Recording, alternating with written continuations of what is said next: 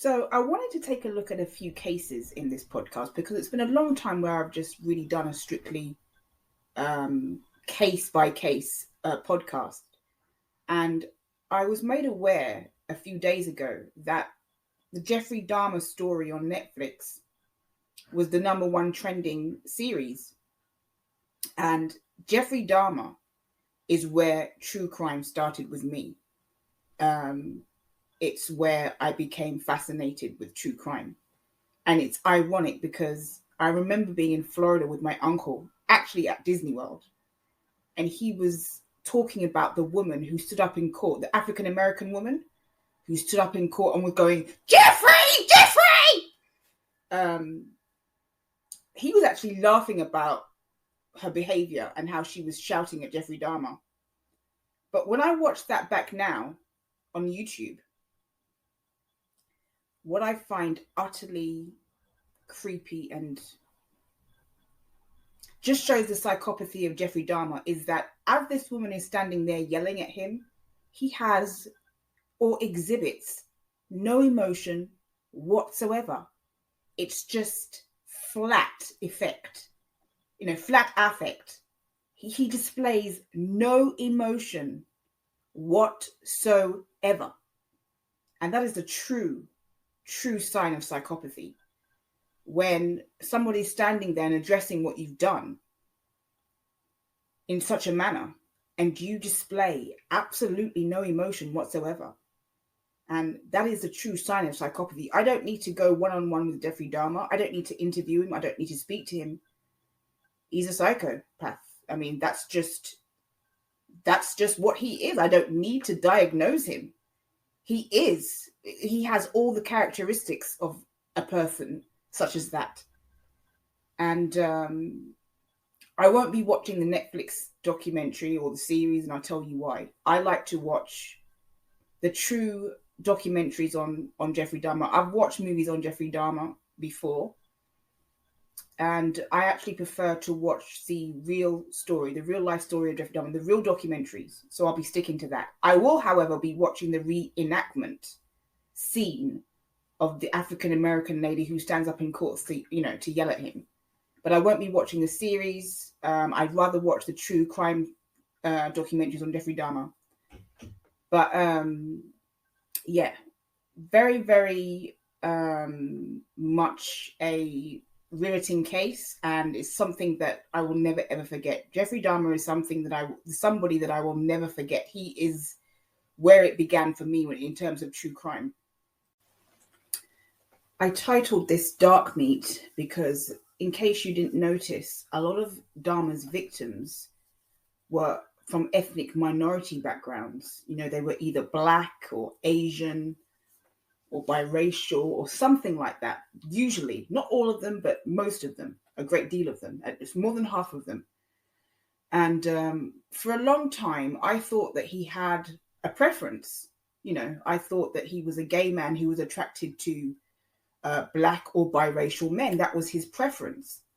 I thought it was the Robert De Niro thing that he had going on. Everyone knows that Robert De Niro has a preference for Black women or biracial women, or I think his current girlfriend, because he's divorced from his ex-wife or separating from her.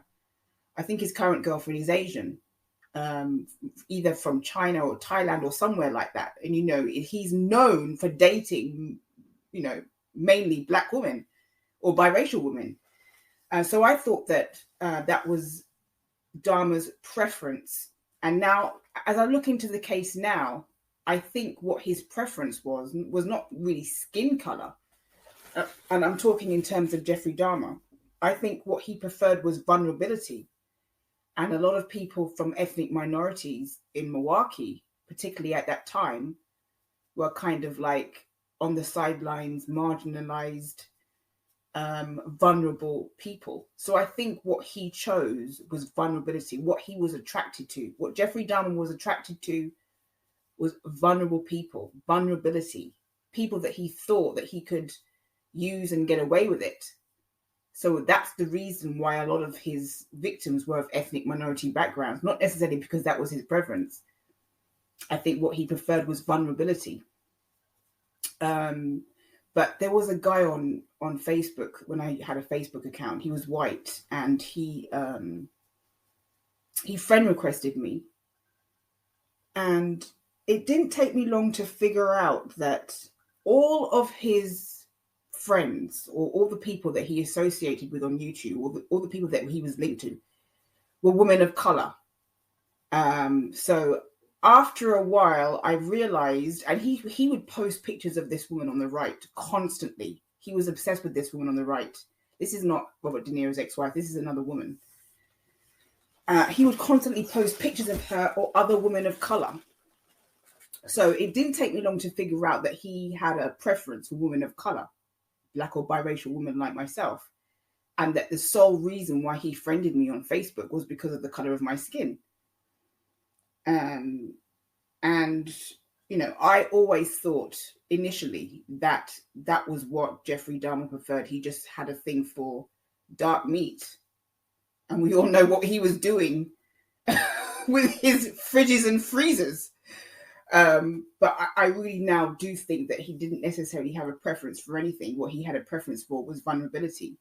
And I just want to say something about Jeffrey Dahmer's dad, because I really do feel sorry for what he went through.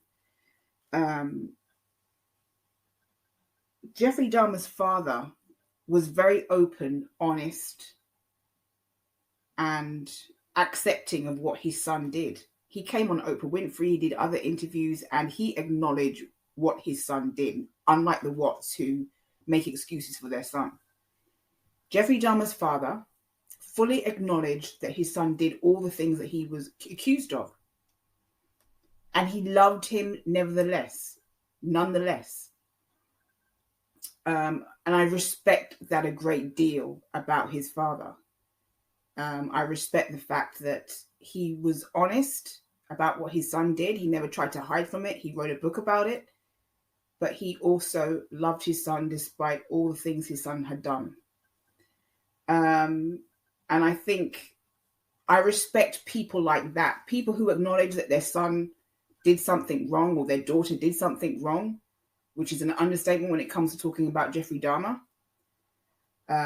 But can say, you know, regardless of what he or she did, I still love my son. And I have the utmost respect for Jeffrey Dahmer's father, and I always have and always will. We all know that Jeffrey Dahmer's mother had issues, and I'm not going to dig deep into that because I actually don't think that it is anyone's fault. I don't think it's the mother's fault or the father's fault.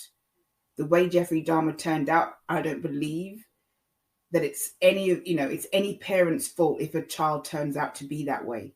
I think Jeffrey Dahmer has to take full responsibility for his actions, and I'm not blaming either parent. No one has perfect parents. And regardless of his mother's behavior or the things that his father might have done, doesn't give someone an excuse or doesn't fully explain why someone would go out and do things like that. So I'm not even going to deal with what his mother was like or what his father was like. There's lots of people who have difficult childhoods that don't grow up to do what Jeffrey Dahmer did. So that's all I'm going to say on that. So the Gabby Petito story is coming to Lifetime Movies, and I will absolutely be watching it. I watched the Chris Watts movie on Lifetime. I watched the Rory Vallow movie on Lifetime, and I will be watching the Gabby Petito movie on Lifetime. Now, I've spoken about this case on my channel, but not extensively. But I can tell you that I called it from the very beginning. I knew, or at least I suspected, that what happened is what happened. And, I figured it out right away. And my feeling about this is that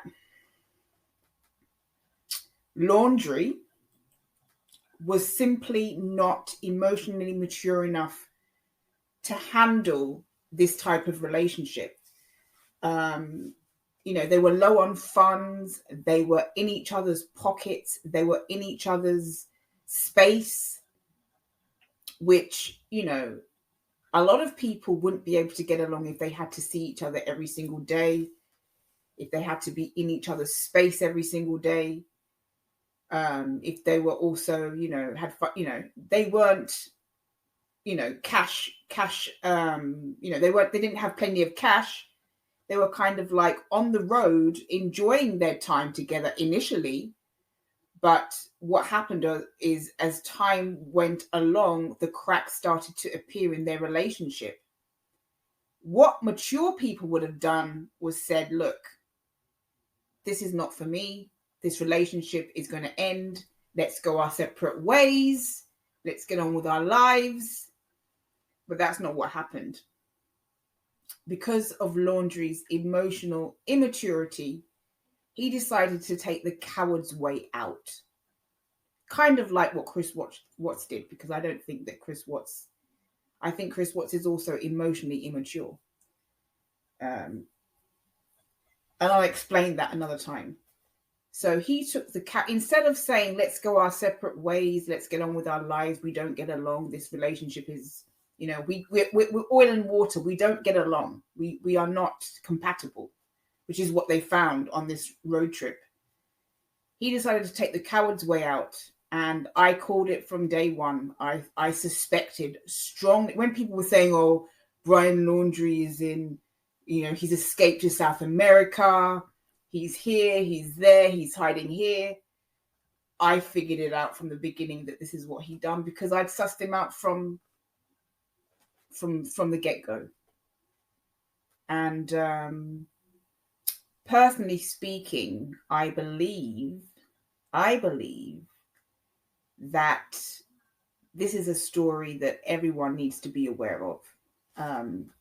If you find that you're just so different from another person, if you find you're not compatible with another person, whether it be a platonic relationship or more, just cut contact, cut ties, move on, and, you're not for me, I'm not for you, let's get on with our lives. But that's not what he did, because he was not emotionally mature enough to make a sound decision. He took the coward's way out, and that's exactly what he is. He's a coward. Unfortunately, Gabby, who I think was very different from him, who was a perfectionist and she liked things to be a certain way, and probably had other, anxiety issues and stuff like that. I think Gabby had no idea that, what she was really getting into. And some people say that, he did what he did out of jealousy and stuff like that. There was no jealousy here. They were together. They were fond of each other. There was no other person on the trip with them. It was just those two. So I don't think there's any jealousy involved here whatsoever. Some people think that. I don't think this was about jealousy. I think this was about somebody who was emotionally immature and took the coward's way out and was a psychopath, and no one knew he was. But that's exactly what he was, because only a psychopath would do something like this. And he just was not emotionally mature enough to end this relationship and let's go our separate ways and get on with our lives. He didn't have that emotional maturity, so he took the coward's way out, because that was certainly not the solution to their problems. And I will be watching the Lifetime movie as soon as I can get my hands on it. I absolutely will be.